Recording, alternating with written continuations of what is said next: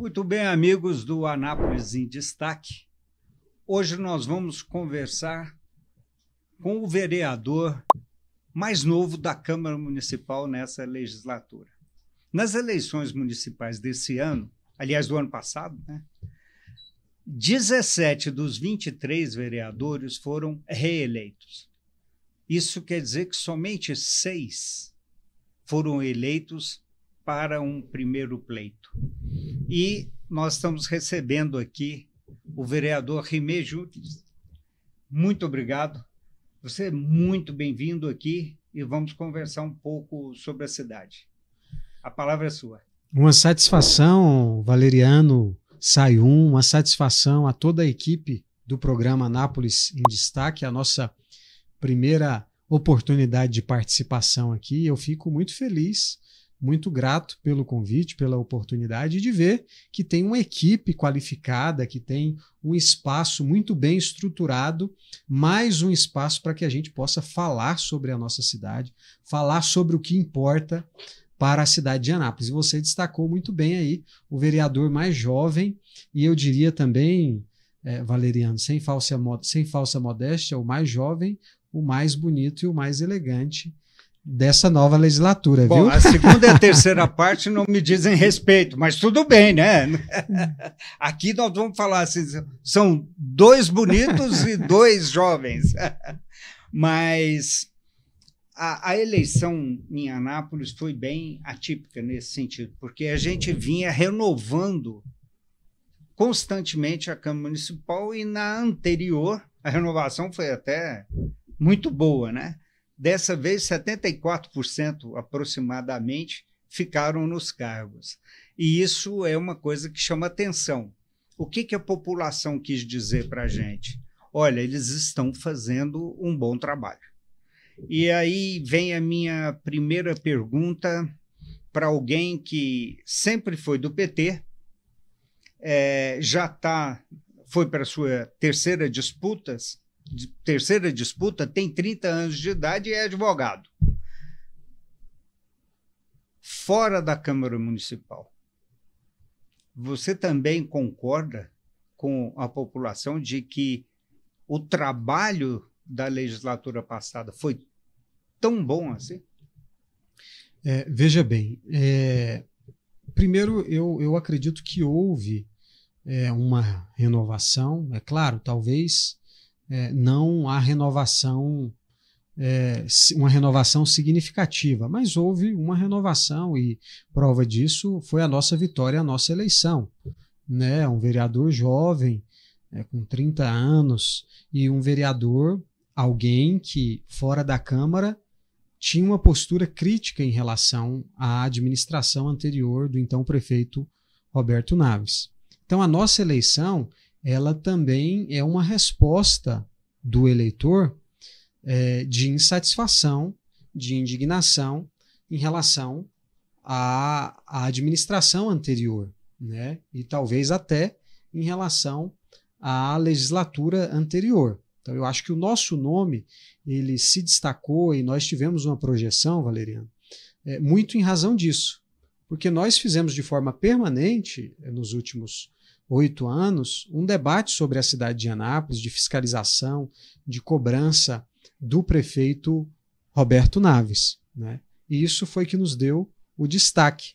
Então, o eleitor que votou no Rimé para vereador também foi um eleitor que votou pelo voto de indignação, pelo voto da renovação. Tudo bem, então, a nossa presença na Câmara ela é marcante nesse aspecto. Né? Sem discordância nesse ponto. O que eu queria saber, puxando mais para a atitude e atividade da Câmara Municipal, porque nós vimos que ela andou pare a pare ali com o ex-prefeito. As resistências que existiam eram muito mais pontuais e até se resolver isso no bastidor do que era uma resistência fiel, pelo menos isso é o que parece. Como é que o senhor encarava isso? O fato de ter tido uma alta taxa de reeleição na Câmara Municipal, eu acho que reflete muito mais o trabalho individual de cada parlamentar do que um sentimento coletivo.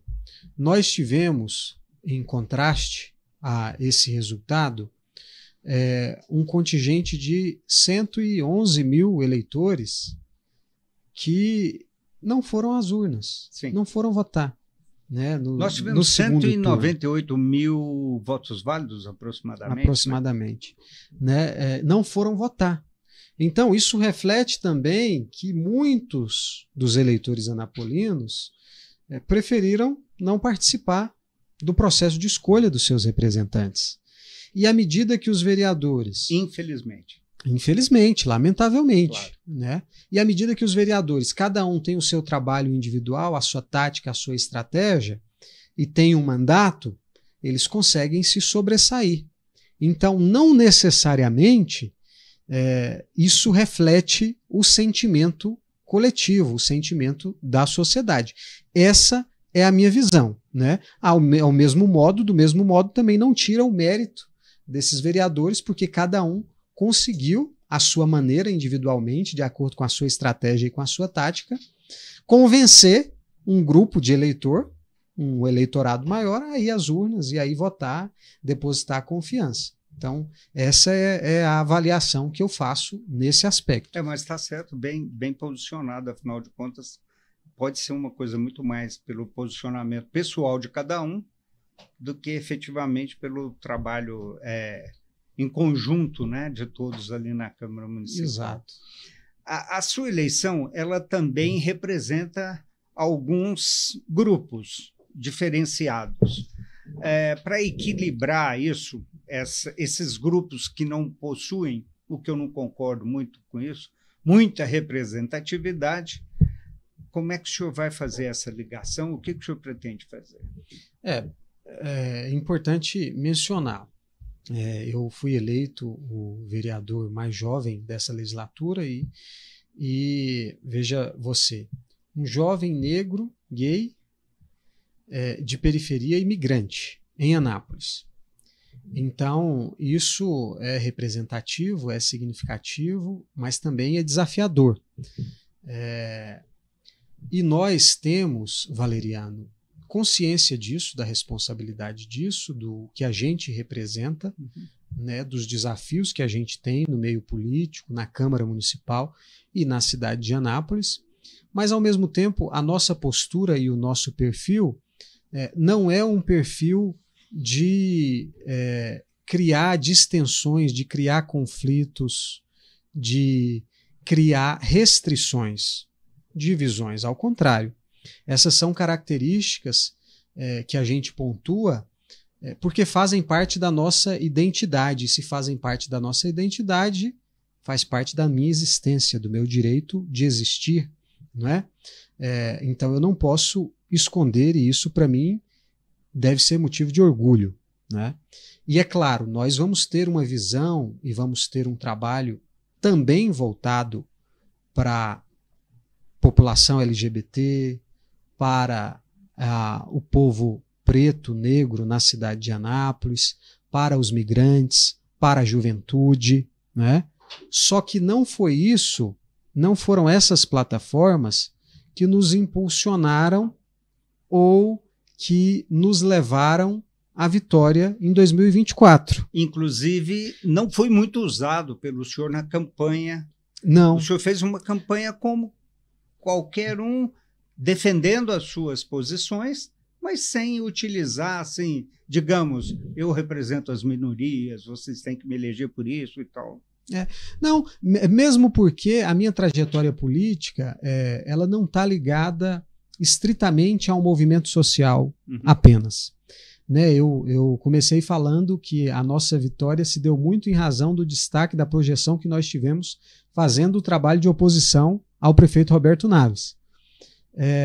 Só que a minha trajetória política ela não começou na oposição ao prefeito Roberto Naves. Ela começou no movimento estudantil há 15 anos atrás, no Grêmio Estudantil. De lá para cá eu passei pelo Conselho de Saúde, Conselho de Juventude, Associação de Moradores, fui presidente do partido, candidato 2 vezes.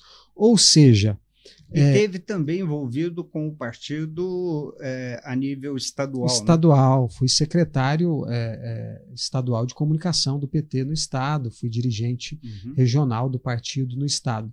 Eu estou contando isso para dizer que a gente nunca restringiu a nossa atuação política a um segmento apenas, a um setor apenas, né? Eu compreendo a importância de dar visibilidade à minha identidade, porque representa minorias e minorias marginalizadas na sociedade. Nós também queremos ser voz para essas minorias, mas, ao mesmo tempo, a gente entende que o papel político é um papel mais abrangente. E o nosso trabalho político ele tem sido assim ao longo da nossa trajetória, tem sido um trabalho muito abrangente, né? Então, ao mesmo tempo em que a gente vai dar o destaque, em que a gente vai debater questões que importam para as minorias na cidade de Anápolis, nós também não vamos abrir mão de fazer o trabalho amplo no aspecto político, né?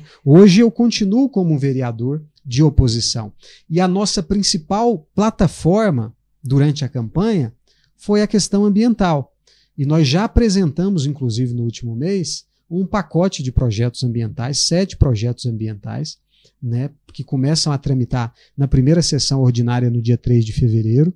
Por quê? Porque a gente entende que essa é uma demanda urgente, e essa é uma demanda que afeta a todos, indistintamente. E que em Anápolis ainda não havia o destaque devido, o debate devido. Nós temos um vereador na Câmara, que inclusive eu tive o prazer de entrevistar, o Ederson Lopes. Ele também é um defensor do meio ambiente e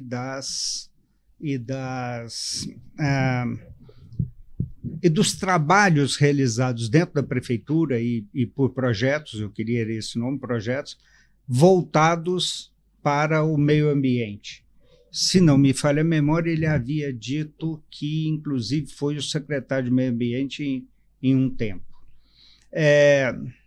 Vocês conversaram, vocês trocaram ideias e, logicamente, como você é a primeira legislatura, conseguiram bater um papo sobre isso? Sim, o Ederson é um colega de bancada, um vereador reeleito, inclusive.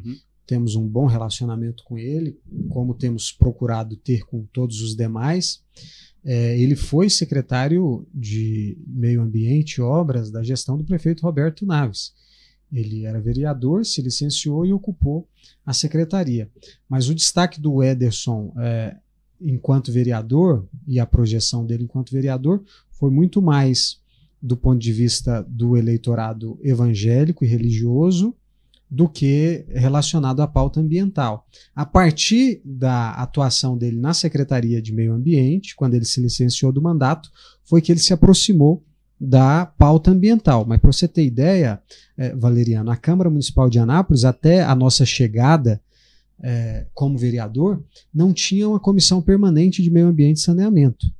Nós temos lá as comissões permanentes que debatem temas específicos. Por exemplo, nós temos a Comissão do Servidor Público, temos a Comissão de Saúde, temos a Comissão de Educação. Nós chegamos na Câmara Municipal e a primeira reivindicação que nós fizemos para presidente André Rezende foi a criação da Comissão de Meio Ambiente e Saneamento, para que o parlamento possa se debruçar de forma mais objetiva, de forma mais detalhada, detida, acerca dos temas ambientais na cidade de Anápolis. Eu queria aproveitar esse gancho seu e falar sobre o Viaduto Verde, é isso? Viadutos Verdes. Viadutos Verdes. Também sobre o IPTU, com a pegada de ganhar desconto quem cuidar mais da sua área verde. Substituição de árvores no município, porque eu já vi árvore caindo em carro, é um negócio incrível. E elas têm atrapalhado também muito a energia em muitos dos bairros. Dá uma detida nisso e fala sobre os seus projetos, porque eu sei que eles fizeram parte daquilo que que você já colocou lá, né? É verdade. O IPTU Verde, por exemplo, foi um projeto que a gente defendeu na campanha, durante toda a campanha, e foi o primeiro projeto que a gente apresentou já nessa legislatura. É uma ideia que não fui eu que inventei, né? Na verdade, uma proposta, uma política pública que já existe em outras cidades do Brasil, já funciona muito bem. Mas que agora passa a ser defendida aqui também. E que agora chega para Anápolis com a defesa nossa, claro. Né, da nossa autoria, um projeto nosso. Já chegou a ser debatido em outros momentos, né, pelo vereador Jean Carlos, pelo vereador Leandro Ribeiro, mas o debate não prosperou e agora a gente, de fato, se debruçou sobre o projeto, aperfeiçoamos e apresentamos. O IPTU Verde consiste, basicamente, rapidamente, em um fomento ao contribuinte, ao morador, ao cidadão anapolino, para que ele tenha uma redução no seu imposto, no imposto territorial, predial, urbano, em contrapartida à preservação do meio ambiente, a fazer o básico no seu imóvel, que é o quê? Uma calçada com acessibilidade para as pessoas com mobilidade reduzida, com absorção permeável, com absorção de água da chuva, a coleta seletiva, né, a separação, o descarte correto dos seus resíduos e o plantio de árvore, seja no quintal, seja na calçada. E em contrapartida teria ali um abatimento no IPTU. Teriam percentuais à medida que esse contribuinte for preenchendo esses requisitos. Se estivéssemos conversando sobre uma empresa, eu ia perguntar, quais os percentuais, como é que funcionam para saber se isso vai caber ou não dentro daquilo que nós precisamos para a empresa. Sendo uma prefeitura, não funciona assim, mas que impacto isso traria na receita do município e se já houve um estudo a respeito disso? Na verdade, o percentual máximo que a gente propõe no projeto de lei é de 5%. Né? Então, teria aí, para o contribuinte, uma redução de até 5%. Né? Agora, máximo. Okay. O impacto global disso para a cidade, isso aí nós não fizemos o cálculo, mesmo porque, para adotar o IPTU Verde, o ideal é que se adote de forma progressiva, né? E você não vai conseguir universalizar o IPTU Verde na cidade do dia para a noite, ainda que o projeto tramite e de forma célere na Câmara Municipal. Né? Então vai ser de forma progressiva. Então não vai ter um impacto, uma redução de imposto no imposto do município, porque é um percentual pequeno, baixo, e porque isso vai ser progressivo, né, até que a gente consiga universalizar no município. E também porque, Valeriano, tem aí o valor agregado, tem aí a consequência do IPTU Verde, porque a princípio, de fato, vai gerar uma pequena redução de receita em razão desse abatimento no IPTU. Só que você vai ter, pelo município, economia em termos de trânsito, em termos de pessoas acidentadas que dão entrada nos hospitais públicos da cidade, porque se você tem calçadas acessíveis, você tem pedestres transitando na calçada, você tem ciclistas com acessibilidade maior. Então você reduz, é uma consequência, ainda que indireta, é uma consequência para a saúde pública, para um custo de saúde pública, no impacto ambiental. Se você tem uma calçada permeável, você tem uma redução de problemas com escoamento de águas pluviais. Sim, então se a gente fosse calcular, o benefício seria muito maior do que o valor que não seria recebido no IPTU. Exatamente. Sem dúvida. Então, o valor agregado nesse projeto, além da educação ambiental, além, né, de fazer uma cidade mais bonita, mais verde, mais organizada, você indiretamente ajuda o poder público a reduzir custo. Com o quê? Com obras, né, com meio ambiente, com calçadas, com até saúde pública.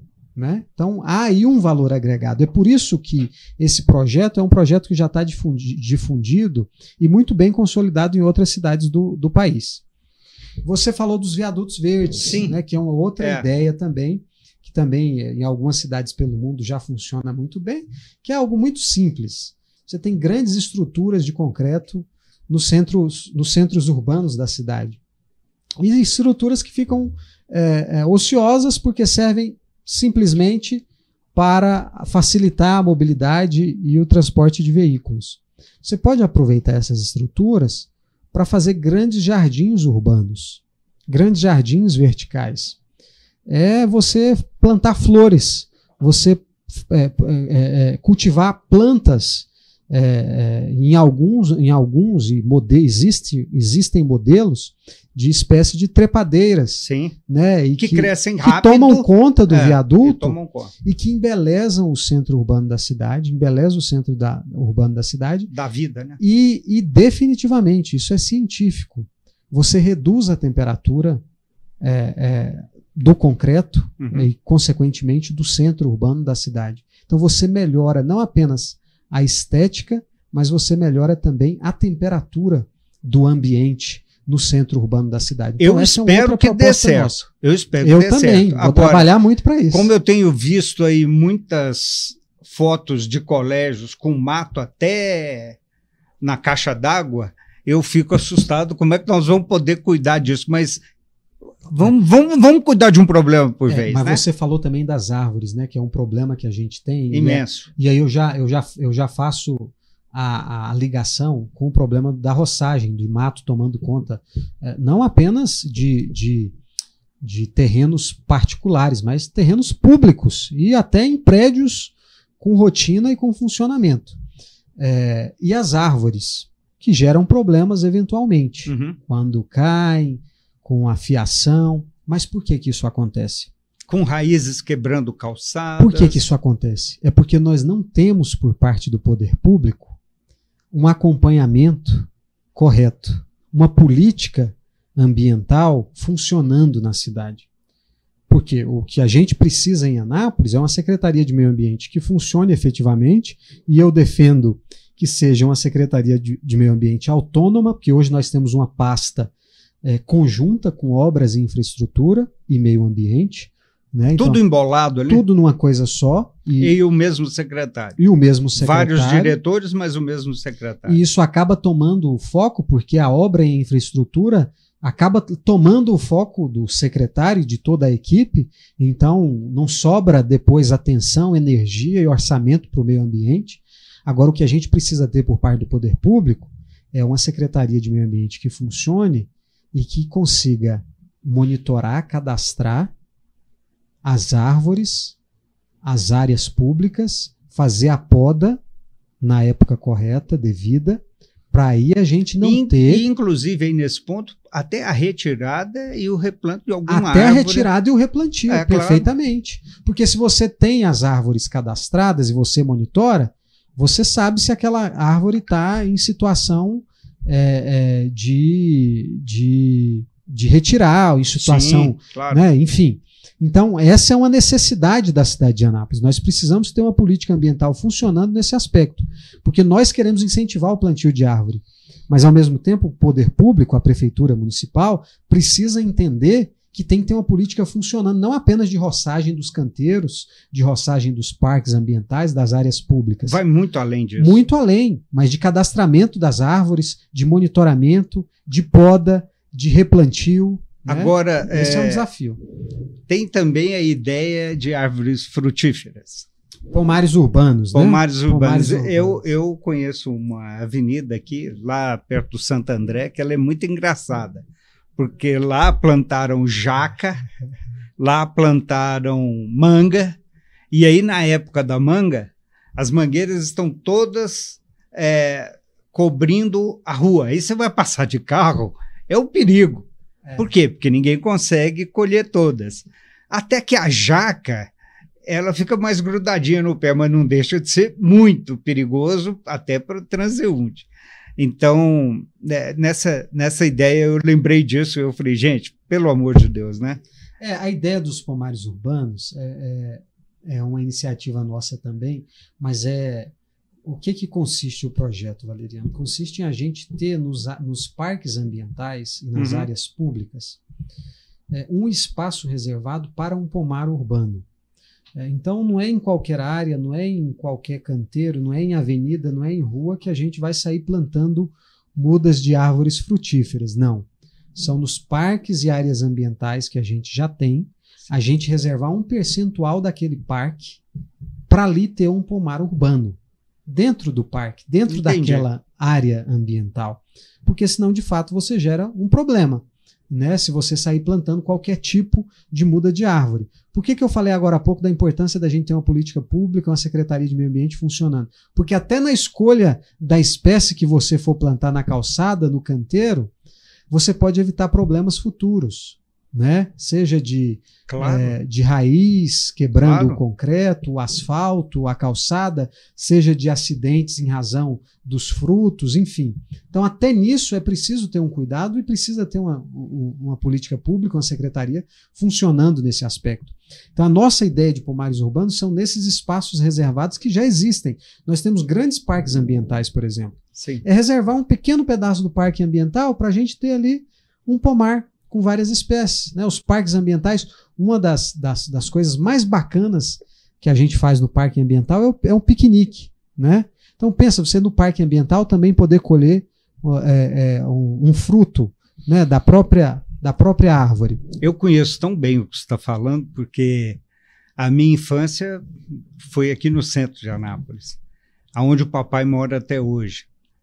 E na casa dele nós devemos ter ainda hoje pelo menos umas 15 variedades diferentes de frutas.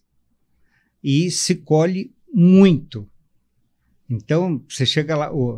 Ontem eu estive lá, eu levei para casa ata, que muitos chamam de pinha. Sim. Mas tem inúmeros outros, goiaba, uva, tem de tudo. E isso é vida. Por quê? Porque todas as pessoas que vão lá se encantam e falam, eu queria ter um pouco disso, um pouco daquilo em casa. Infelizmente não tem. E com essas habitações cada vez menores e extremamente impermeáveis, é um problema mesmo. Não, e o sabor especial que tem um fruto colhido, né? Pela própria criança, pela própria pessoa, seja no quintal de casa, seja no parque ambiental. Porque além de você garantir a preservação ambiental, garantir a multiespécie ali, a agrofloresta, você também propicia uma convivência mais saudável e você propicia à criança, à família, um momento de lazer, uma oportunidade diferenciada, né? Então, eu acho que isso vai muito além da questão ambiental e eu acredito muito nos pomares urbanos e também é uma outra proposta nossa que a gente quer concretizar e defender lá na Câmara. Tem um projeto que foi colocado, até conversei sobre ele aqui, que foi o Antônio Zayek que fez, a respeito daquelas bacias de contenção que tem na Avenida Brasil Sul, tem algumas, no Trevo do Recanto Sol tem, e também na Praça Dom Emanuel. O que o senhor pensa sobre isso? Se acha que é um projeto que deve andar ou não é tão frutífero? Já que nós estamos falando em frutas. Não, eu acho que é extremamente necessário, e ao contrário, a gente tem que manter e ampliar, né? Nós temos pontos de alagamento na cidade, né? Nós precisamos ter pontos de contenção, nós precisamos ter pontos próprios para o alagamento. Uhum. Né? Por exemplo, eu sei bem aonde essas bacias que você colocou, e é extremamente necessário, porque se não tivesse, nós teríamos problemas, né? Mas nós temos a Amazílio Lino, por exemplo, que é um grande problema, é um problema recorrente. Ali precisa de uma área maior de alagamento. Ali precisa de uma bacia de contenção. Até porque para frente existe uma canalização terrível, porque ela é inclusive tampada pelo fórum, prefeitura. Ali é um crime ambiental permanente.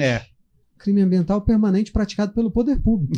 Pelo poder executivo e pelo poder judiciário.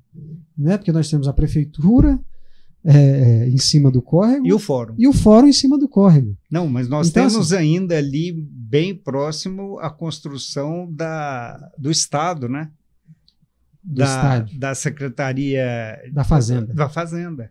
É verdade. Então ali é um problema grave, assim, as pessoas ficam com pudor, com receio de fazer esse debate, de falar sobre isso, porque já está posto, já está consolidado, mas não deixa de ser um crime ambiental. Sim. E não deixa de gerar problema para a cidade. Por que nós temos aquele ponto crítico na região central, na Mazilina?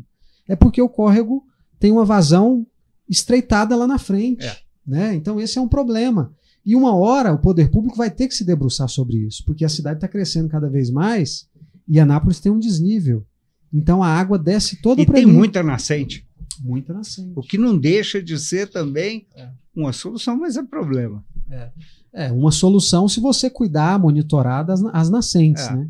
Agora um problema se você construir em cima das nascentes.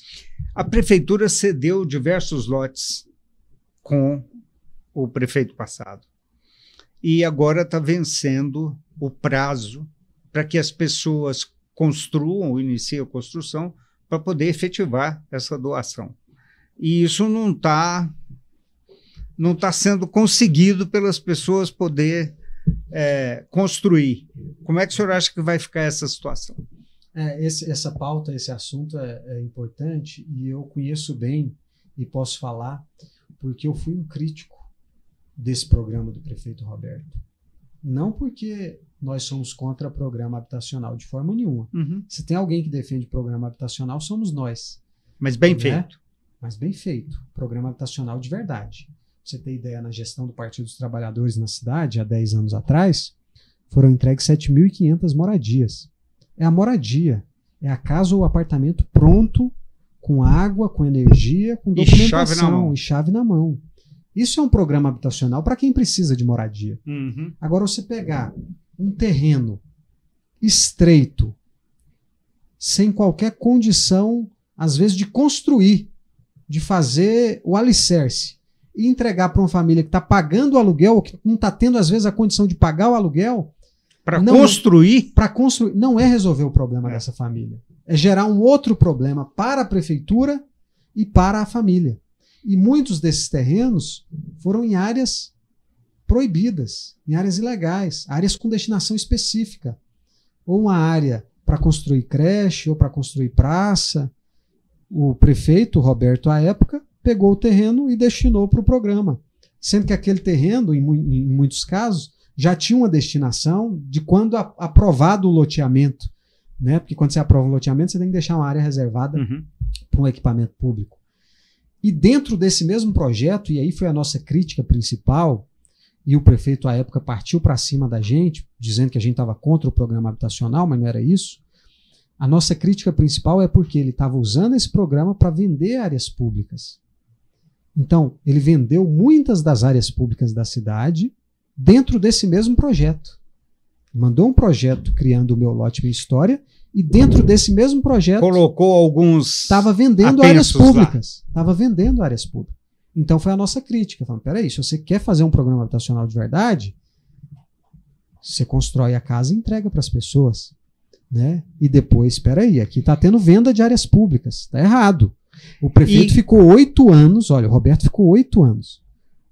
O PT em 5 entregou 7.500, há 10 anos atrás. O Roberto ficou 8 anos, não entregou uma casa. E como seria, na sua análise, uma solução para essas pessoas que agora começam a chegar no gargalo? O prefeito Márcio Correia prometeu inicialmente 25.000 casas prontas. Depois ele reduziu para 10.000 casas. E está prometendo, garantindo entregar esse ano 2.500. Qual que é a nossa sugestão nesse aspecto para resolver o problema das famílias que não podem ficar com esse abacaxi na mão? Né? Porque ficam num dilema. Se não construir, perde o lote, só que não dá conta de construir. E se construir, não dá conta de pagar. Exatamente. A nossa sugestão é que essas pessoas sejam as atendidas prioritariamente no programa habitacional da prefeitura. Então, se vai se construir 10.000 casas, foram distribuídos 700 lotes, né, na gestão do prefeito Roberto, essas 700 pessoas tenham prioridade na questão das casas, da destinação dos imóveis. Aí seria e aí abririam mão, construir a casa nesses imóveis não, ou elas abririam esses imóveis mão, eles retornariam entendi. para o município. Retornariam para o até município. para sua função específica em algum caso. Perfeitamente. E mesmo porque, Valeriano, se você vê o tamanho do lote que foi dado a essas famílias, é absurdo, é um corredor, não faz o menor sentido, né? Então, assim, é até um problema futuramente arquitetônico, urbanístico para a cidade de Anápolis. Então, a nossa sugestão é, no programa habitacional que o prefeito Márcio Correia prometeu, que ele contemple essas 700 famílias de uma vez e retorne para o poder público, para o município, as áreas que foram doadas. O prefeito Márcio é um prefeito midiático, né? Ele está sempre na mídia, está sempre falando, está sempre conversando, expondo, muitas vezes muito enfático. E, infelizmente, muito daquilo que ele fala tem voltado atrás, como acabou de falar, 10 mil casas, tanto vai ser, mas esse ano, então ele vai pulindo. Eu brinquei outro dia que parece quando você encontra o diamante bruto. Depois você vai lapidando ele e vai pegando o melhor que existe da gema dele ali. Talvez as ideias dele ou tudo que ele venha falando possa ser lapidado, não sei, porque algumas coisas são bem complicadas, como, por exemplo, levar secretarias lá para o estacionamento da prefeitura. Então, isso já é uma coisa complicada, né? Agora, dentro de tudo aquilo que ele tem dito, dentro de tudo aquilo que ele tem falado na mídia, o que você concorda, o que você não concorda e em quais pontos podem ser convergentes para que você o ajude continuando na oposição? Aliás, não é nem ajudar o prefeito, é ajudar a cidade, né? Olha, eu sou um vereador de oposição e vamos estar na oposição. Mas um exemplo bem objetivo, concreto, prático da nossa postura ocorreu esse mês mesmo. Nós tivemos 3 ou 4 sessões extraordinárias, se não me engano. Em uma delas, nós tivemos alguns projetos do Executivo. 2 de compatibilização orçamentária, questões orçamentárias para o prefeito poder tocar a administração, 1 da torcida premiada. E eu votei favoravelmente nos 3. Me posicionei favoravelmente em relação aos 3, né? Divergi apenas numa questão de alteração regimental, que era a questão interna da Câmara, em relação à liderança do governo compor ou não a mesa diretora. Divergi nesse aspecto apenas. Eu estou te contando isso, e contando aqui para quem nos acompanha, para as pessoas entenderem que mesmo eu sendo da oposição e não sendo um aliado do prefeito Márcio Correia, a nossa postura vai ser essa. Aquilo que for importante para a cidade, nós vamos votar, vamos aprovar quanto antes. Eu ouvi uma expressão boa, é oposição ao prefeito, mas não à cidade. Perfeitamente, é isso. Essa é a nossa tarefa. E aí, quando você me pergunta sobre a atuação do prefeito e sobre o que a gente concorda, primeiro eu acho que o prefeito ele precisa entender que ele não está jogando truco. Ele é o prefeito da cidade. Não precisa blefar. Ele não precisa ficar apostando alto. Ele não precisa ficar blefando. Né? Ele não está numa mesa competindo com outras pessoas. Ele já é prefeito, já foi eleito. Ele já é o prefeito. E aí ele fica, às vezes, apostando alto e sem nenhum planejamento, sem nenhuma orientação, sem nenhum debate, tem que voltar atrás. E fazendo isso, para piorar, na rede social, que amplifica a conversa, né? O posicionamento. Então, eu acredito que ele começou errando a mão. Né? Eu acho que ele está muito equivocado em alguns posicionamentos, em alguns compromissos que ele tem feito. Um ponto positivo que eu acho é a intenção dele de reduzir custo, de reduzir despesa, de revisar contratos da gestão anterior, né, que de fato nós tivemos uma gestão irresponsável até. A gestão do prefeito Roberto Naves foi muito irresponsável em termos de gastos de finanças públicas, com contratos muito altos, serviços precários, com empréstimos milionários, enfim. Então, nesse aspecto, o prefeito está correto. Precisa revisar, precisa corrigir, só que ele não pode fazer anúncio e no outro dia voltar atrás. Nós estamos vendo agora o problema na educação. Né? Na educação, ele fez um compromisso de 2.500 vagas para a educação infantil. Voltaram atrás para 1.000 e depois para 400 vagas, que, segundo algumas informações, já eram as 400 previstas. De mudança de mudança turno de lá, turno, né? Então, assim, não conseguiu manter. Né? Agora, em relação ao calendário, as aulas começariam amanhã.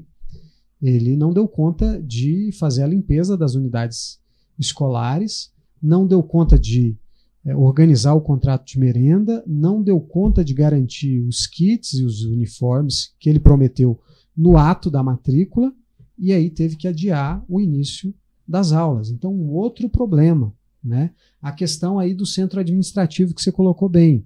Ele quer reduzir custo, ok, bacana, a gente concorda, mas quer levar a secretaria para o estacionamento de um prédio, sem fazer a análise do impacto ambiental, do impacto de mobilidade e também do impacto financeiro, porque você vai ter que fazer adaptações ali para atender uma centena de servidores públicos. Então vai ter um impacto, né? Então faz isso apenas para plateia e não faz sentido depois.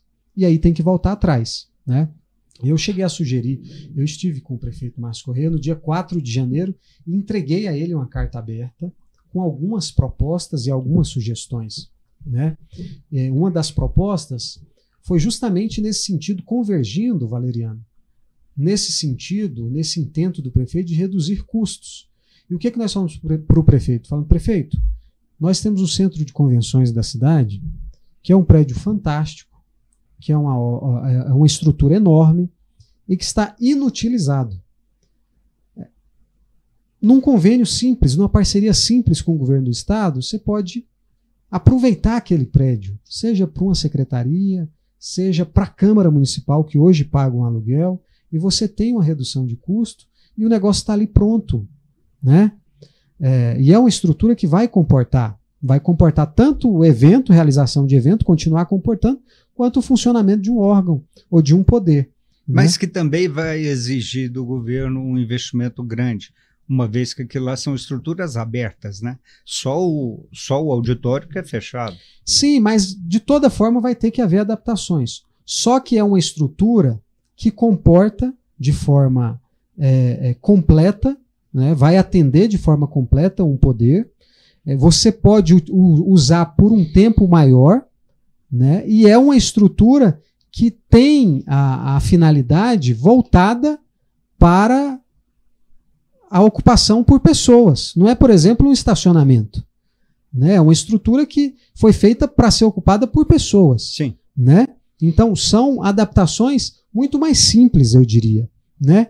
Tem uma área de estacionamento pronta. Tem, isso né? Tem uma mesmo. área de estacionamento pronta. Você não geraria um problema de fluxo de trânsito. E tem um auditório, que é importante você ter órgãos públicos com um auditório, até para diversas palestras. Não, e questão de divisória, hoje, por exemplo, o prédio da Câmara, que é um prédio alugado, sim, a divisória é de drywall, né?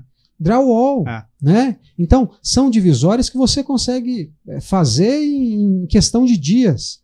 Então, seria uma alternativa temporária, porque essa alternativa, por exemplo, de levar para o estacionamento do novo centro administrativo é uma alternativa que também seria temporária, porque não dá para você fazer isso de forma permanente, mas que geraria um problema ambiental, um problema de mobilidade e geraria custo. Arrastar um problema, né?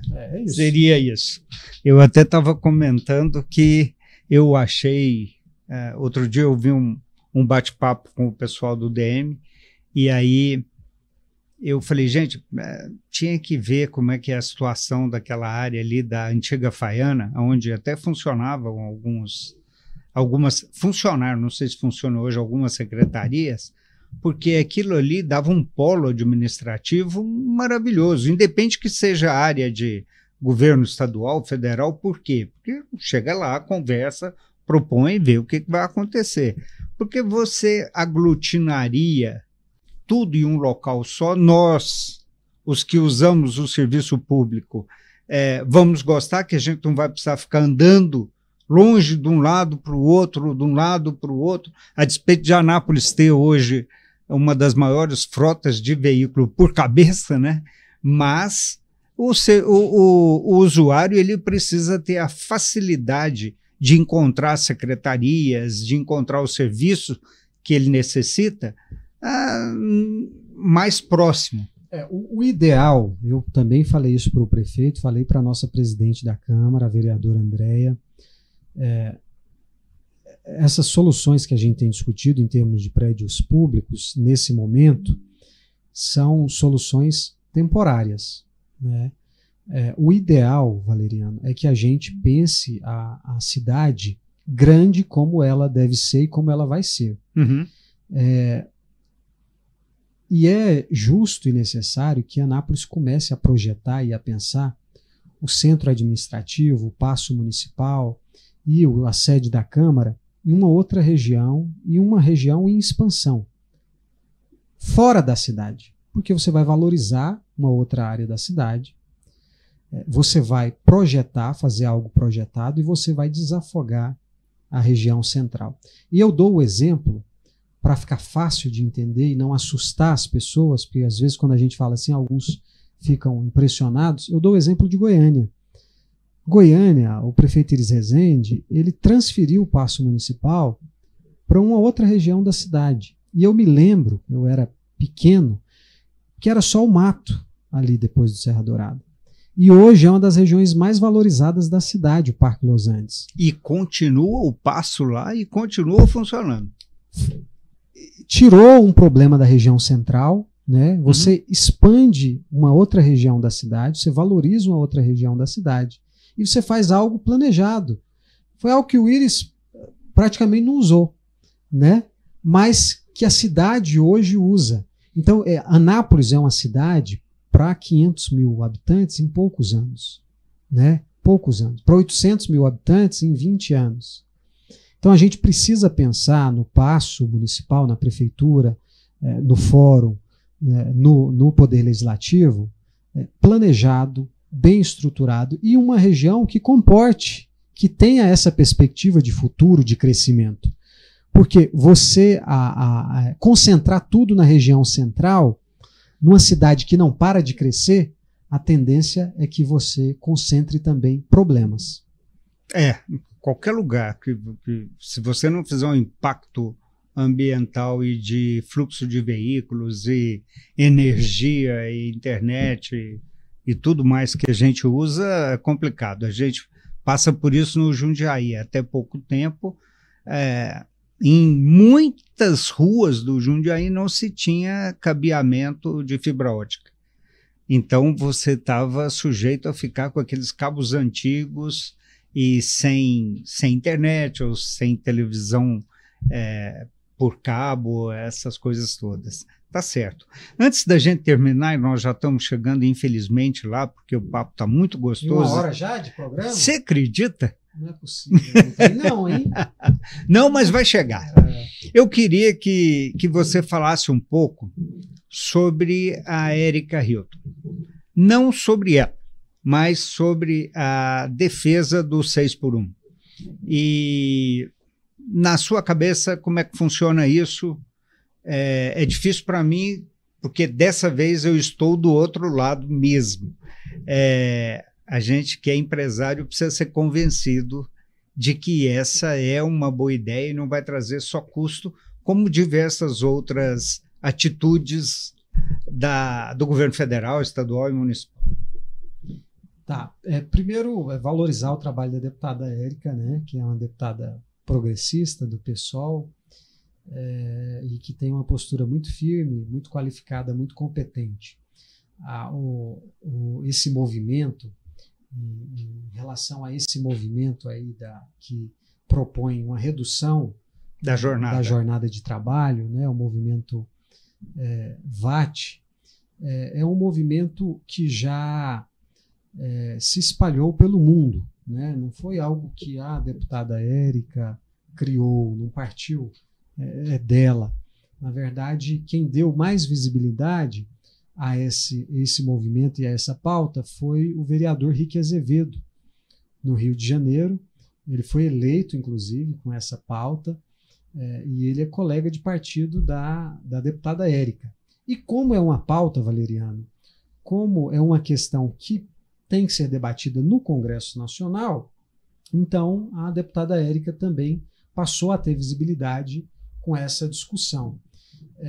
Eu, pessoalmente, eu acho que é importante a gente começar a debater isso, a gente começar a discutir isso. Muitos países já adotam a escala reduzida de trabalho. Nós temos categorias que trabalham com jornadas reduzidas, né?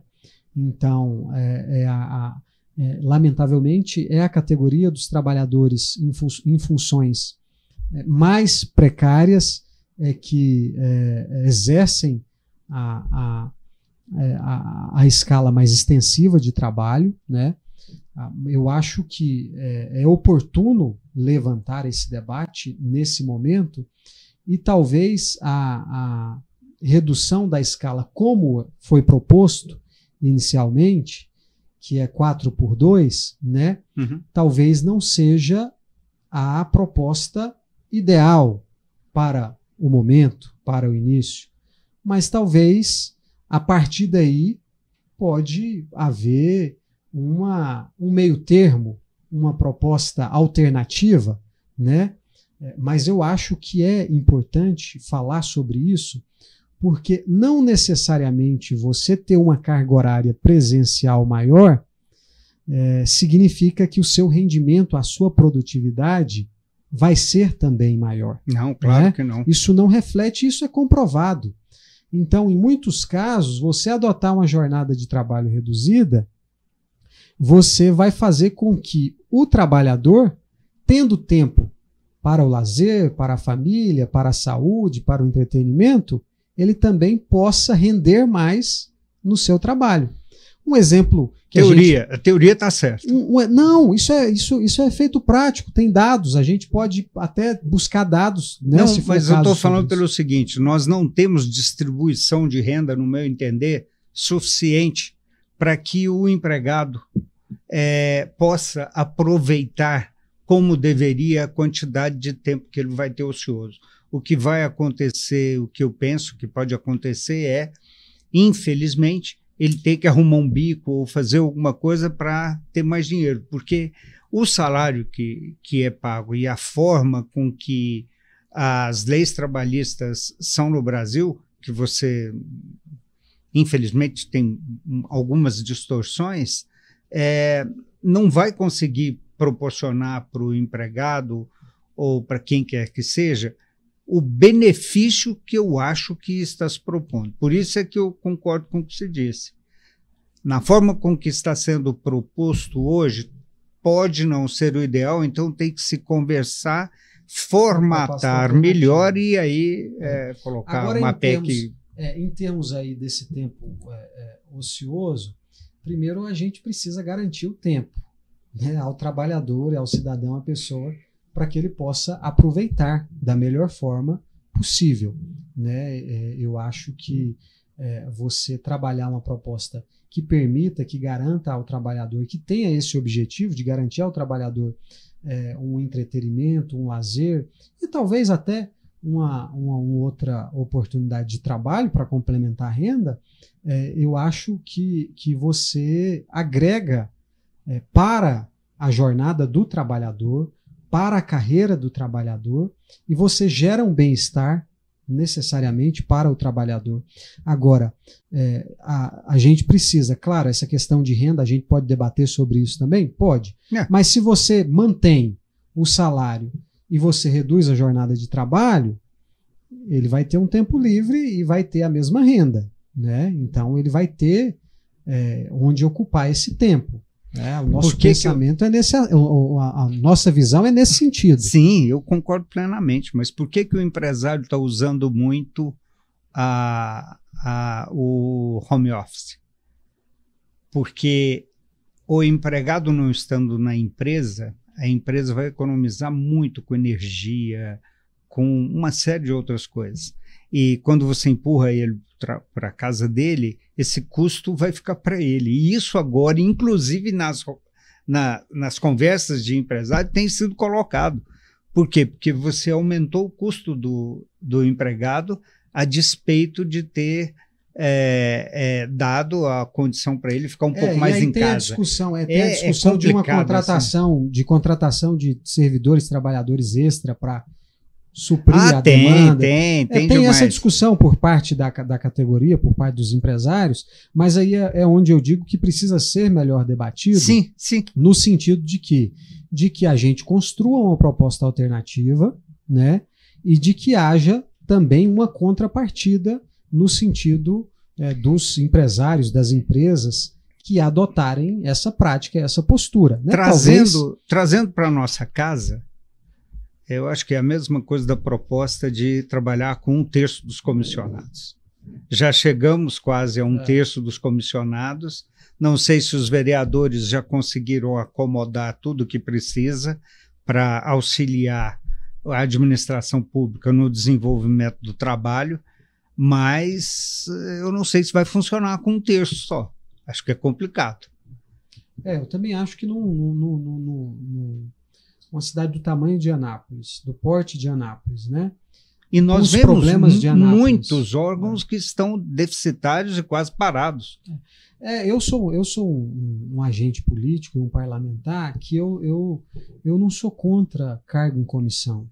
Eu não sou contra assessor. Agora, o que fica ruim é aquilo, é você se comprometer como um gestor e você ter que voltar atrás depois. Né? Você passar essa visão de redução de custos, de gasto, de todo modo, de todo jeito, e depois você não conseguir manter. Porque a máquina pública, para ela funcionar, ela precisa de uma estrutura e ela precisa de servidores. Né? Sim. Sobretudo a máquina pública administrativa mais ligada ao chefe do executivo, ao prefeito. Então esse é um problema. Porque tem político, Valeriano, que se elege e defende pautas de que eu não sou político, eu defendo devolver o salário, eu abro mão dos meus assessores, eu não quero cargo em comissão. Só que é um contrassenso. Porque para você fazer política, necessariamente, para você desenvolver o trabalho político, você precisa da máquina pública, da máquina administrativa. Senão você não vai fazer. Então não faz sentido você se candidatar a um cargo eletivo e você ser contra a política, você ser contra a estrutura política, né? A estrutura em termos administrativos, em termos de trabalho. Então eu acho que nesse aspecto, por exemplo, o prefeito ele criou um problema. Ele criou um problema para ele, porque ele fez um compromisso, ele garantiu que teria só 1/3 dos comissionados e ele já está para atingir essa meta que ele se impôs. Pelo que eu fiquei sabendo hoje, parece que faltam 20, máximo 30. Mas tudo bem. Olha, Anápolis em Debate bateu um papo muito gostoso e rico com o vereador Rimé Jules, que está na sua primeira oportunidade na Câmara Municipal e que certamente, com essas ideias progressistas e defesas interessantes, deve apresentar um bom trabalho. O microfone é seu, pode agradecer, depois eu finalizo. Agradecer a oportunidade a toda a equipe do Anápolis em Destaque, a nossa equipe na Câmara de Vereadores, a Lara Sartini, o Carlos Filho que nos acompanha, Valeriano Sayum, né, pela forma serena, tranquila, alegre e elegante como conduz esse podcast. Para mim foi uma satisfação. Coloco o nosso mandato na Câmara Municipal à disposição e eu espero voltar em breve para falar do andamento, da tramitação dos nossos projetos e dos trabalhos efetivamente com o retorno das sessões ordinárias. Então, um grande abraço e até a próxima, se Deus quiser. Se Deus quiser, e certamente voltará, porque nós pretendemos continuar um bom tempo. Queria fazer uma pergunta. Você esteve sentado aí. Quem que você gostaria de ver sentado aí? Para a gente entrevistar. Olha, eu sempre vou perguntar isso, porque eu quero saber o que o meu convidado gostaria de ouvir. Eu acho que o prefeito Márcio Correia. Eu acho que seria uma oportunidade dele falar de forma mais profunda e ser questionado sobre assuntos importantes. Porque, como a gente colocou, ele está aproveitando muito as próprias redes sociais para fazer vídeos intempestivos, vídeos esporádicos e muito rasos. E aqui é uma oportunidade de colocar a cidade em destaque, de debater de forma mais profunda e mais clara. Então fica aqui, prefeito Márcio Correia, a nossa nosso convite. A nossa provocação para que ele venha falar para o Valeriano Sayum. Anápolis em Destaque termina por aqui.